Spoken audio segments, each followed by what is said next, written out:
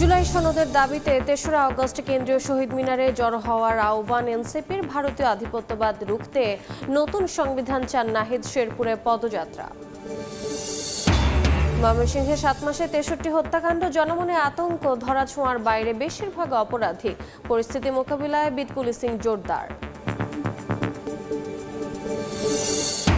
Pitch উঠে সৃষ্টি হয়েছে খানাখন্দ, হবিগঞ্জের বানিয়াচং আজমিরিগঞ্জ সড়কের বেহাল দশা। প্রায়ই ঘটছে দুর্ঘটনা, সংস্কার না করায় ক্ষুব্ধ এলাকাবাসী। এবং অনাবৃষ্টিতে ক্ষতির মুখে চা শিল্প, চলতি বছরে লক্ষ্যমাত্রার চেয়ে পিছিয়ে উৎপাদন। দীর্ঘমেয়াদী পরিকল্পনার দাবি বাগান মালিক ব্যবসায়ীদের।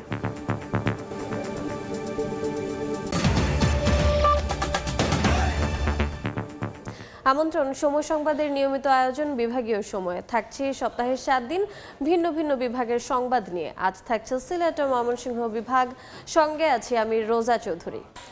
জুলাই সনদের দাবিতে আগামী ৩ আগস্ট কেন্দ্রীয় শহীদ মিনারে জড়ো হতে আহ্বান জানিয়েছেন এনসিপির আহ্বায়ক নাহিদ ইসলাম। বলেন, মুজিববাদ ও ভারতীয় আধিপত্যবাদের বিরুদ্ধে নতুন সংবিধান প্রয়োজন। নেত্রকোনায় পদযাত্রা কর্মসূচিতে বক্তব্য রাখেন তিনি। তৃণমূলকে শক্তিশালী করার মিশনে জাতীয় নাগরিক পার্টির কেন্দ্রীয় নেতারা একের পর এক ছুটে বেড়াচ্ছেন দেশের প্রতিটি জনপদে। রোববার দেশ গড়তে জুলাই পদযাত্রা নিয়ে হাজির নেত্রকোনায়। এদিন দুপুরে পুরাতন কালেক্টরেট মাঠে পথসভায় বক্তব্য রাখেন মুখ্য সমন্বয়ক নাসির উদ্দিন পাটোয়ারি। যারা ফ্যাসিস্ট হয়ে ক্ষমতার কাঠামোতে থাকতে চায় তারা নির্বাচনে পিয়ার পদ্ধতি চায় না বলে মন্তব্য করেন তিনি। পাওয়ার ব্যালেন্সের চেক করার জন্য পিয়ার পদ্ধতিতে উচ্চ কক্ষের নির্বাচন চেয়েছি, কিন্তু যারা ফ্যাসিস্ট ক্ষমতার কাঠামোতে থাকতে চায় তারা এই বিষয়ে জনগণকে ধোঁকা দেওয়ার চেষ্টা করছে। জুলাই সনদের দাবিতে আগামী ৩ আগস্ট কেন্দ্রীয় শহীদ মিনারে জড়ো হতে আহ্বান জানান এনসিপির আহ্বায়ক নাহিদ ইসলাম। বলেন, মুজিববাদ ও ভারতীয় আধিপত্যবাদের বিরুদ্ধে নতুন সংবিধান প্রয়োজন। দেশব্যাপী সংস্কারের দাবিতে আমরা নেমেছি এবং একটা নতুন সংবিধানের দাবিতে আমরা নেমেছি। এই নতুন সংবিধানের জন্য আমাদের একটি গণপরিষদ নির্বাচন লাগবে। যেই গণপরিষদ নির্বাচনের মাধ্যমে বাংলাদেশের সাধারণ মানুষ, বাংলাদেশের অভ্যুত্থানকারী জনতা বাংলাদেশের আগামীর নতুন সংবিধান নির্ধারণ করবে। এবং ৩রা আগস্ট জুলাই ঘোষণাপত্র এবং জুলাই সনদের দাবিতে আমরা জড়ো হচ্ছি শহীদ মিনারে। আপনাদেরকে আমন্ত্রণ জানাচ্ছি। পদযাত্রা কর্মসূচির আগে জেলা সার্কিট হাউসে জুলাই শহীদ পরিবারের সদস্যদের সঙ্গে মতবিনিময় করেন এনসিপি নেতারা। ওবায়দুল হক, সময় সংবাদ, নেত্রকোনা। ময়মনসিংহে দিন দিন বাড়ছে অপরাধ। এবছরের চলতি মাস পর্যন্ত ৬৩টি হত্যাকাণ্ড হয়েছে। এতে জনমনে বাড়ছে উদ্বেগ। পরিস্থিতি মোকাবিলায় বিট পুলিশিং কার্যক্রম জোরদারের কথা জানিয়েছে পুলিশ।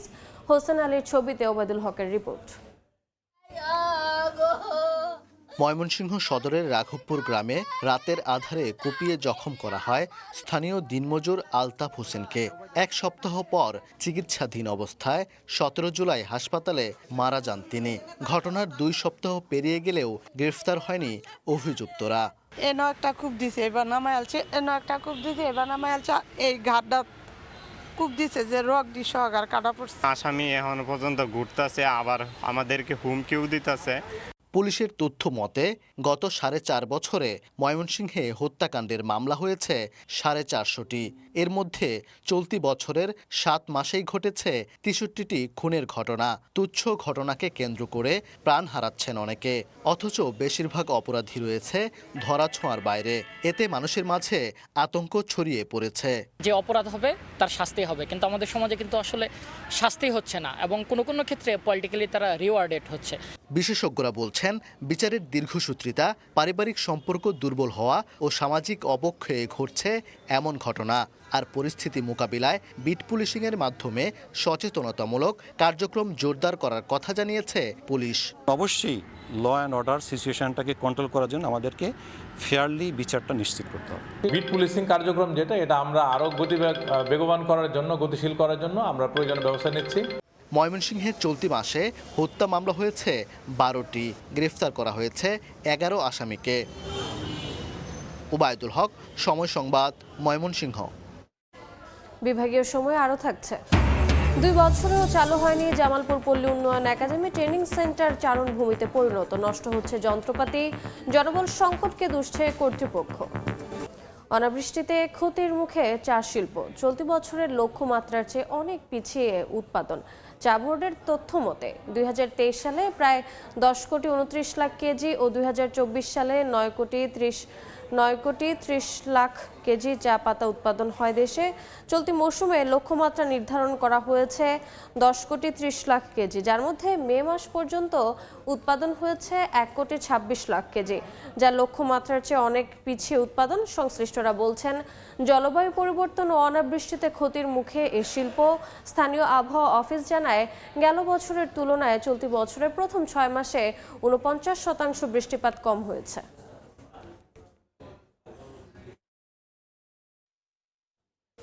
এ নিয়ে আরো তথ্য জানাতে এই মুহূর্তে সিলেটের লাক্কাতুরা চা বাগানে আছেন সহকর্মী ইকরামুল কবির, তার সঙ্গে যুক্ত হচ্ছেন চা বোর্ডের চা বিক্রি সমন্বয় কমিটির সদস্য SMN ইসলাম মনির। সরাসরি যাচ্ছে সেখানে। ইকরাম, ধন্যবাদ। আমি এই মুহূর্তে আছি সিলেটের লাক্কাতুরা চা বাগানে এবং আমার সাথে আছেন এই যে চা শিল্পের বর্তমান পরিস্থিতি নিয়ে কথা বলার জন্য আমার সাথে আছে বাংলাদেশ চা বোর্ডের চা বিক্রি সমন্বয় কমিটির সদস্য এবং শ্রীমঙ্গল চা নিলাম কেন্দ্রের অন্যতম পরিচালক SMN ইসলাম মনির। জনাব মনির সাহেব, আপনাকে ধন্যবাদ জানাচ্ছি এবং কৃতজ্ঞতা জানাচ্ছি আমাদের সাথে সংযুক্ত হওয়ার জন্য। আমরা দেখেছি যে 2023 সালের সর্বোচ্চ চা উৎপাদন হয়েছে 185 বছর চা শিল্পের ইতিহাসে, 10 কোটি 30 লাখ, এবং তার পরবর্তী বছরে প্রায় 1 কোটি চা কমে গিয়েছে, চা উৎপাদন কমে গিয়েছে এবং বর্তমানেও অনেক পিছিয়ে আছে। এই পরিস্থিতি কেন হচ্ছে এবং এই পরিস্থিতি থেকে উত্তরণের জন্য কোনো পথ কি খোলা আছে কিনা? ধন্যবাদ আপনাকে। আপনারা জানেন যে প্রতি বছরই উৎপাদনের একটি লক্ষ্যমাত্রা নির্ধারণ করা হয়। সেই লক্ষ্যমাত্রা নির্ধারণ যদি আপনাকে ফুলফিল করতে হয় তাহলে বেশ কিছু কাজ করতে হয়। এর মধ্যে উৎপাদন, সেই উৎপাদন ম্যানেজমেন্টের উপর অনেকটা ডিপেন্ড করে। সেই ম্যানেজমেন্ট যদি এফেক্টিভলি কাজ না করে তাহলে শ্রমিকরা কাজ করে না। শ্রমিকরা যদি ঠিকভাবে প্লাকিং না করে তাহলে আপনি দেখবেন দিনের শেষে সে উৎপাদনে একটা ব্যাঘাত ঘটে।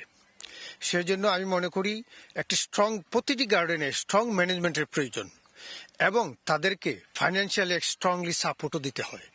সেক্ষেত্রে ইতিমধ্যে আমরা দেখেছি যে প্রায় বাগানই রুগ্ন অবস্থা হয়ে গেছে এবং তারা ঠিকভাবে পেমেন্ট দিতে পারছে না। এই মুহূর্তে আমি মনে করি বাংলাদেশ সরকারকে এই সেক্টরটিকে টিকিয়ে রাখতে হলে প্রণোদনা দিতে হবে এবং কৃষি ব্যাংকে একটি নির্দেশনা দিতে হবে যে একটি সার্ভিস চার্জ বা একবারে নামকা অবস্থা একটি পার্সেন্টেজ নিয়ে যাতে বড় ধরনের বড় অঙ্কের ঋণ দেওয়া হয়। আদারওয়াইজ সেক্ষেত্রে যদি বলি আপনার যে চা বাগানের মালিকেরা চাচ্ছেন যে বাণিজ্য মন্ত্রণালয়ের অধীনে চা বাগানগুলো আছে এবং সেই বাণিজ্য মন্ত্রণালয় থেকে কৃষি মন্ত্রণালয়ে স্থানান্তর করার জন্য তারা দাবি জানাচ্ছে। এই কৃষি মন্ত্রণালয়ে স্থানান্তর করলে কি সুবিধাটা হবে? হ্যাঁ, না, এটা যৌক্তিক, কারণ এই শিল্পটি বাণিজ্য মন্ত্রণালয়ে থাকার কারণে বিভিন্ন ধরনের সুযোগ সুবিধা থেকে বঞ্চিত হচ্ছে। কৃষি সুযোগ সুবিধা, কারণ গভর্নমেন্ট কৃষি সেক্টরে যে ধরনের সুযোগ সুবিধা দিয়ে থাকে বিনা ইন্টারেস্টে, বিশেষ করে কৃষি লোন, সেটি থেকে বঞ্চিত হচ্ছে। যদি এই সেক্টরটি কৃষি মন্ত্রণালয়ের আন্ডারে চলে আসে তাহলে উৎপাদনে অনেক ধরনের সুযোগ সুবিধা পেয়ে থাকবে বাগান মালিকরা। সেক্ষেত্রে যদি সুযোগ সুবিধা পেয়ে যায় তাহলে আমার মনে হয় সেই রুগ্ন বাগানগুলোকে তারা আবার সেই ভালো এক ক্লাস গার্ডেনে নিয়ে যেতে পারবে। সেক্ষেত্রে এই যে জলবায়ু পরিবর্তনের কারণে আবহাওয়া অফিস বলছে যে গত জুন মাসে প্রায় অর্ধেক বৃষ্টিপাত হয়েছে যে স্বাভাবিক বৃষ্টিপাতের তুলনায়। এই অবস্থা থেকে বাগানগুলোকে সেচের আওতায় আনার জন্য অনেকে দাবি জানাচ্ছেন, বিশেষজ্ঞরা বলছেন সেই সেচের আওতায় আনতে গেলে কি করা উচিত? এটা স্বাভাবিক, সেচের আওতায় আনতে হবে এই জন্য যে প্রকৃতির উপর নির্ভর। আপনারা প্রায় দেখছেন যে অনাবৃষ্টির কারণে অনেক সময় আমাদের এই উৎপাদনটা ঠিকভাবে হচ্ছে না। সেক্ষেত্রে প্রতিটি গার্ডেন সেচ ব্যবস্থা আওতায় নিয়ে আসতে হবে, কিন্তু সেচ ব্যবস্থা বললেই হবে না, সেখানে সরকার বড় ধরনের সহায়তা করতে হবে। আদারওয়াইজ এটা দ্বারা সম্ভব হবে না, কারণ প্রতিটি গার্ডেনে টোটাল সেচ ব্যবস্থার আন্ডারে আনতে হলে অনেকগুলো ইরিগেশন সেট প্রয়োজন হবে, সুতরাং এখানে একটা বিশাল অঙ্কের টাকারও প্রয়োজন হবে। তো আমি মনে করি এগুলো যদি করতে হয় তো সরকারকে সহযোগিতা করতে হবে এবং প্রত্যেক গার্ডেন মালিকও এখানে কনসেন্ট্রেশন দিতে হবে। আমরা ইতিমধ্যে দেখেছি লাস্ট 10 ইয়ার্স বাগান মালিকরা কিন্তু কনসেন্ট্রেশনের বিরাট অভাব, যে কারণে ম্যানেজমেন্ট ফল করে ফেলেছে। একই দেশে দেখেন আপনি মধুপুর, কাদারপুর টি কোম্পানি, ওরা কিন্তু ঠিকই বাগানগুলো সুন্দরভাবে চালিয়ে যাচ্ছে। এতে বোঝাই যাচ্ছে যে বাগান মালিকদেরও এখানে একটা কনসেন্ট্রেশন লেকিংস রয়েছে। আমি মনে করি বাংলাদেশ টি বোর্ডের মাধ্যমে, টি বোর্ড কিন্তু বিশেষ করে বর্তমান এর আগে যে চেয়ারম্যান স্যার ছিলেন মেজর জেনারেল আশরাফ স্যার, উনি কিন্তু প্রতিটা কর্নারে কর্নারে গিয়ে কিভাবে উৎপাদন বাড়ানো যায়, বাগানগুলো কিভাবে ভালো বাগানে রূপান্তরিত উনি চেষ্টা করেছেন এবং ভালো চা বানানোর জন্য ম্যানেজারদেরকে কিভাবে প্রশিক্ষণ দেওয়া যায়, উনি পিডিউতে একটি টি টেস্টিং কোর্স অর্থাৎ কোয়ালিটি এবং গুড কোয়ালিটির চা কিভাবে বানানো যায় সেই জন্য একটি কোর্সও তিনি প্রবর্তন করেছেন। এবং বর্তমান চেয়ারম্যান স্যারও দেখেছি যে উনি প্রায়ই বিভিন্ন জায়গায় যাচ্ছে এবং সিলেটে আসছে, সেমিনার সিম্পোজিয়াম করছেন উনি, যে কিভাবে এই শিল্পটাকে টিকিয়ে রাখা যায়।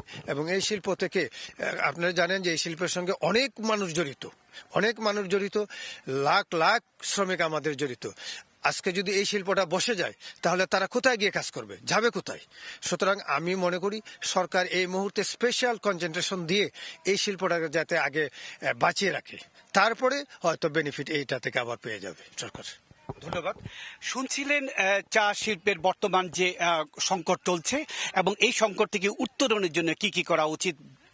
সম্পূর্ণ প্রকৃতি নির্ভর চা শিল্প এই জলবায়ু পরিবর্তনের এই সময়ে আর ধরে রাখা সম্ভব নয়। সে কারণেই এই চা শিল্পের উন্নয়নের জন্য বা চা শিল্পকে টিকিয়ে রাখতে হলে আরো নতুনভাবে সাজাতে হবে, নতুনভাবে পরিকল্পনা করতে হবে। এইটি বলছিলেন আমাদের বাংলাদেশ চা বোর্ডের বিক্রি সমন্বয় কমিটির সদস্য জনাব মনির সাহেব। এবং সেই অবস্থায় উত্তরণ হবে এবং আগামীতে চা যেই ধস নেমেছে গত বছর আমরা দেখেছি প্রায় 1 কোটি কেজি চা উৎপাদন কম হয়েছে, আগামীতে আর একটু উন্নয়ন হবে সেই প্রত্যাশা রেখে এই শেষ করছি যা বাংলাদেশের চা শিল্পের উন্নয়ন নিয়ে সর্বশেষ কথা। সরাসরি যুক্ত ছিলাম সিলেটের লাক্কাতুরায়। মাইলস্টোন ট্র্যাজেডিতে দগ্ধ রোগীদের সর্বশেষ অবস্থা নিয়ে জাতীয় বার্ন ইনস্টিটিউটে ব্রিফিং চলছে, সরাসরি যাচ্ছি সেখানে। ওকে, ধন্যবাদ সবাইকে, ধন্যবাদ। আমাদের এখানে কনফিউশন নাই কোনো। পিচ উঠে সৃষ্টি হয়েছে খানাখন্দের, সামান্য বৃষ্টিতেই সৃষ্টি হয় জলাবদ্ধতা। হবিগঞ্জের বানিয়াচং আজমিরিগঞ্জ আঞ্চলিক সড়কের বেহাল দশা, প্রায় ঘটছে ছোট বড় দুর্ঘটনা। যাতায়াতে ভোগান্তির শিকার 2 উপজেলার বাসিন্দারা। অবশ্য সড়কটি স্থায়ীভাবে সংস্কারের জন্য দরপত্র আহ্বান করা হয়েছে বলে জানিয়েছে সড়ক বিভাগ। রাশেদ আহমদ খানের তথ্য ও ছবিতে রিপোর্ট।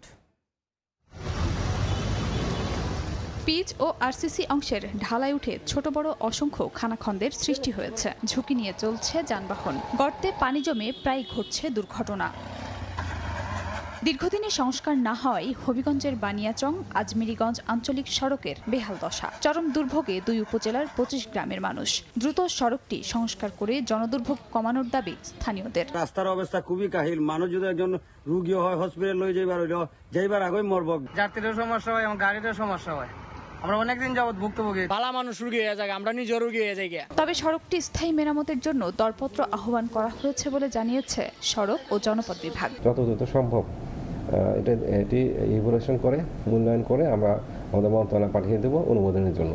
তো এটা অনুমোদন হয়ে গেলে আমাদের সড়কটি একটি স্থায়ী একটি মেরামত কাজ সম্ভব হবে।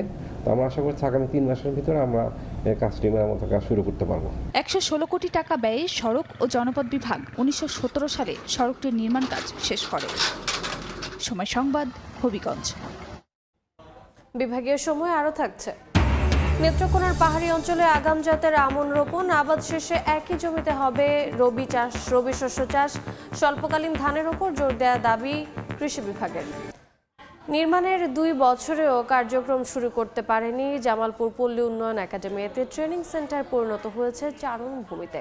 নষ্ট হচ্ছে বিভিন্ন যন্ত্রপাতি সহ অবকাঠামো। এজন্য জনবল সংকটকে দুষছে কর্তৃপক্ষ। জাহাঙ্গীর আলমের পাঠানো তথ্য ও আবুল কালাম আজাদের ছবি নিয়ে রিপোর্ট। 2023 সালে জামালপুর শহর থেকে 12 কিলোমিটার দূরে মেলান্দহ উপজেলার মহিরামকুল এলাকায় নির্মাণ করা হয় পল্লী উন্নয়ন একাডেমি। এতে রয়েছে 10তলা প্রশাসনিক ভবন, 6তলা বিশিষ্ট 3টি হোস্টেল, 4তলা ডরমিটরি ভবন, স্কুল ও মসজিদ। তবে নির্মাণের 2 বছরেও চালু হয়নি প্রতিষ্ঠানটির একাডেমিক কার্যক্রম। এখন পর্যন্ত জনবল হিসেবে নিয়োগ করা হয়েছে শুধু একজন মহাপরিচালক। অযত্নে নষ্ট হচ্ছে মূল্যবান যন্ত্রপাতি ও আসবাবপত্র। ট্রেনিং সেন্টার পরিণত হয়েছে চারণভূমিতে। দ্রুত লোকবল নিয়োগ করে ট্রেনিং কার্যক্রম চালুর দাবি এলাকাবাসীর। পল্লী উন্নয়নে মূলত কার্যক্রমগুলো ব্যাহত হচ্ছে, কারণ এখানে জনবল কম। খুবই দ্রুততার সাথে লোকবল নিয়োগ দেওয়ার মাধ্যমে এখানে কার্যক্রমটা আরো প্রসারিত হবে। 2 বছর ধরে চরম অব্যবস্থাপনার মধ্যে চলছে। এখান থেকে মানে সরকারের কোটি কোটি টাকার লস, এটা আসলে এক্সপেক্টেড না। ট্রেনিং সেন্টারগুলো জরাজীর্ণ অবস্থায় পড়ে আছে, কোটি কোটি সম্পদ নষ্ট হওয়ার উপক্রম হয়েছে। এটা যেন খুব শীঘ্রই বাস্তবায়ন হয়। কর্তৃপক্ষ বলছে আগামী মাসে নিয়োগ প্রক্রিয়া চালু হবে। জনবল নিয়োগের পর পুরোপুরি চালু হবে একাডেমির কার্যক্রম। প্রায় 60 জনের মতো এখানে জনবল নিয়োগ সম্পন্ন করা হবে। এই জনবল নিয়োগ সম্পন্ন করা হলে আমাদের এই অঞ্চলে আর্থসামাজিক উন্নয়নে যে একাডেমিটা প্রতিষ্ঠিত হয়েছে তার সুফল এই অঞ্চলের জনগণ ভোগ করবে। 50 একর জমির উপর জামালপুর পল্লী উন্নয়ন একাডেমি নির্মাণে ব্যয় হয়েছে 155 কোটি টাকা। সময় সংবাদ, জামালপুর। শূন্য পদসহ প্রেষণে ও ছুটিজনিত কারণে চিকিৎসক সংকটে নেত্রকোনার পূর্বধলা উপজেলা স্বাস্থ্য কমপ্লেক্স। 3 লক্ষাধিক মানুষের ভোগান্তি লাঘবে নেই কোনো উদ্যোগ। সেবা প্রার্থীরা বাধ্য হয়েই ছুটছেন ময়মনসিংহ ও ঢাকায়।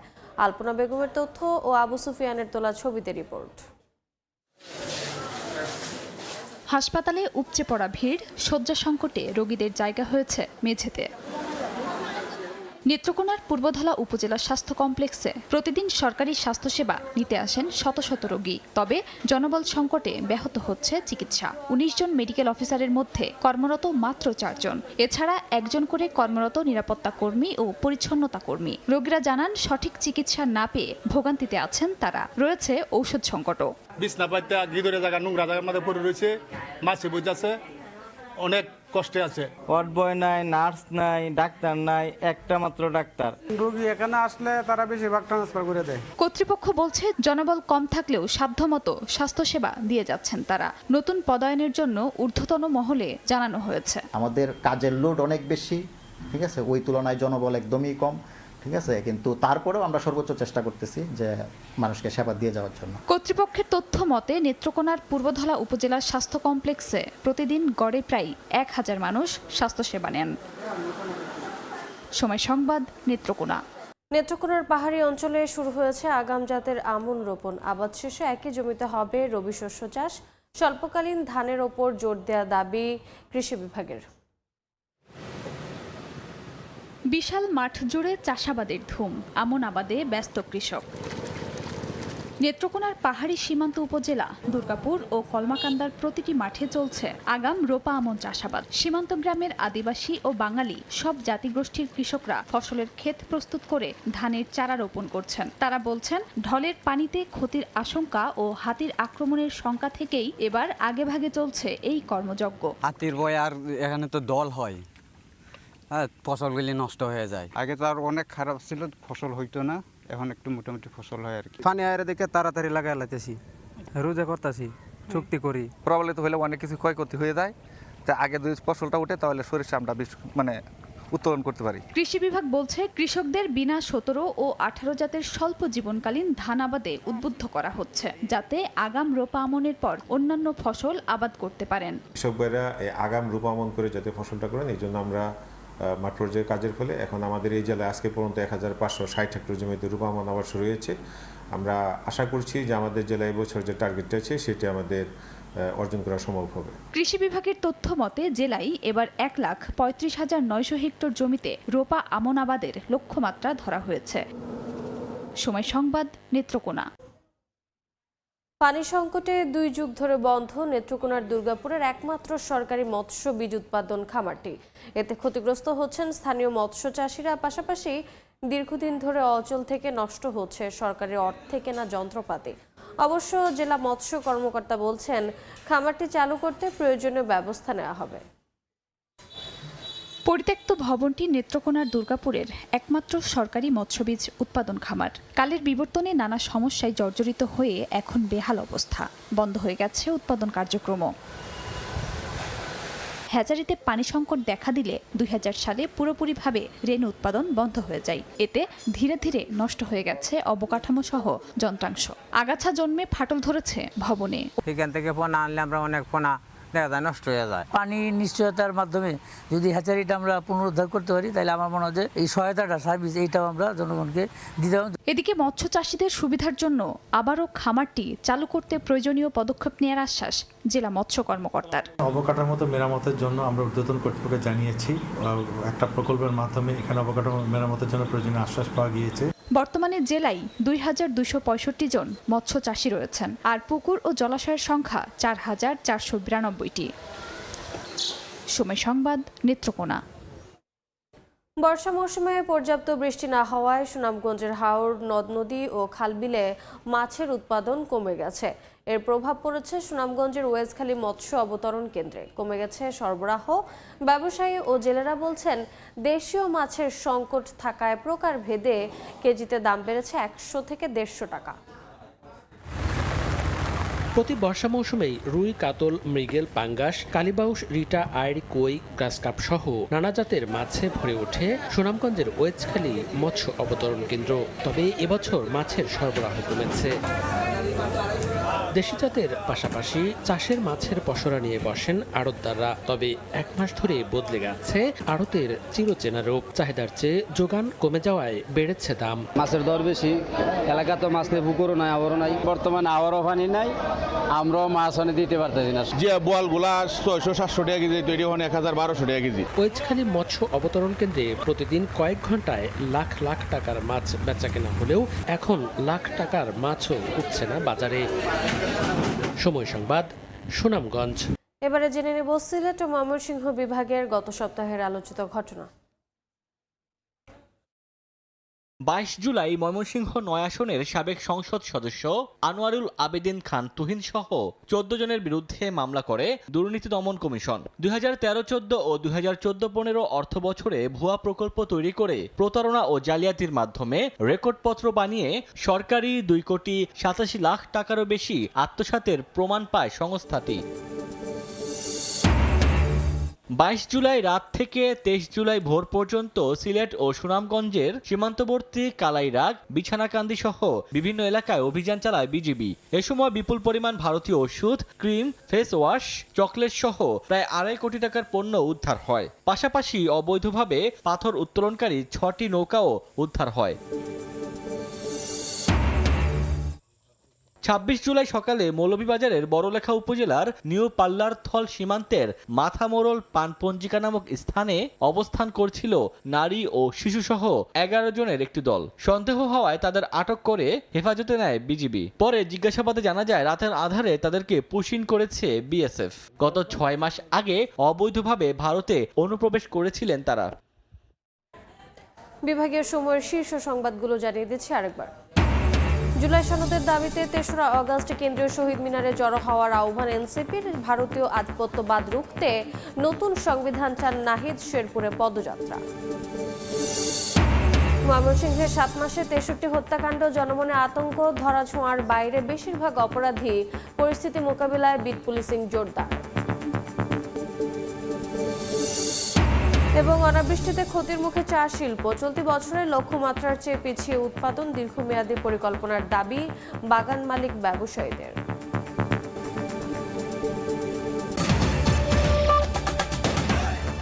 এ ছিল বিভাগীয় সময়ে। আগামীকাল থাকবো বরিশাল বিভাগের আয়োজন নিয়ে। সঙ্গে থাকুন সময়ের।